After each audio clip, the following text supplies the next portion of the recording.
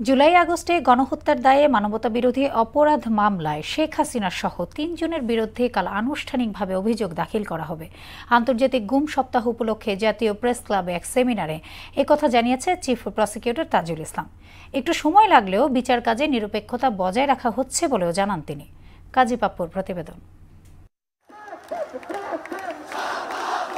বৈষম্য বিরোধী ছাত্র আন্দোলনে নিরস্ত্র ছাত্র জনতাকে গুলি করে হত্যার নির্দেশদাতা ও পরিকল্পনাকারী হিসেবে সাবেক প্রধানমন্ত্রী শেখ হাসিনা সহ অভিযুক্তদের বিরুদ্ধে আন্তর্জাতিক অপরাধ ট্রাইব্যুনালে বিচার চলছে।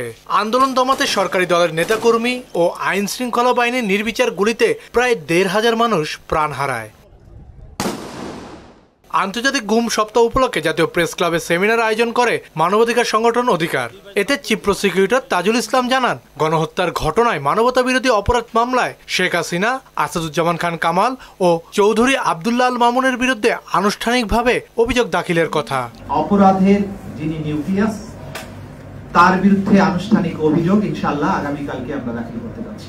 আন্তর্জাতিক অপরাধ ট্রাইব্যুনালের আইন অনুযায়ী বিচারটা কন্টিনিউয়াসলি চলবে, কোনো অ্যাডজর্নমেন্ট ছাড়া প্রতিদিন চলবে। মানবাধিকার রক্ষা করা, বিচারের নামে অবিচার যাতে না হয়, অতীতে যেগুলো হয়েছে সেগুলো যাতে না হয়, সেগুলোর ব্যাপারে আমরা খুবই সতর্ক এবং সাবধান আছি। আন্তর্জাতিক মানদণ্ড বজায় রাখা সহ যথাযথ আইনি প্রক্রিয়া অনুসরণ করে বিচার কাজ সুষ্ঠু ও নিরপেক্ষভাবে সম্পূর্ণ হচ্ছে বলেও জানান তিনি। এই তদন্ত শেষ হতে একটা যুক্তিসঙ্গত সময় লাগবে। এটা মোবাইল কোর্টের মতো নয়, ম্যাজিস্ট্রেট গেল, ভোক্তা অধিকার গেল, গিয়ে বলল আপনার সামগ্রীতে ভেজাল আছে, তাৎক্ষণিক ৫০,০০০ টাকা বা ৫ লক্ষ টাকা জরিমানা করে দিল অথবা ১ মাসের জেল দিয়ে দিল। আন্তর্জাতিক অপরাধ ট্রাইব্যুনালের কার্যক্রম সেরকম নয়। সে কারণে তদন্তটা শেষ হতে এই যে সময়টা লেগেছে বা লাগছে, সেইটা যুক্তিসঙ্গত সময়।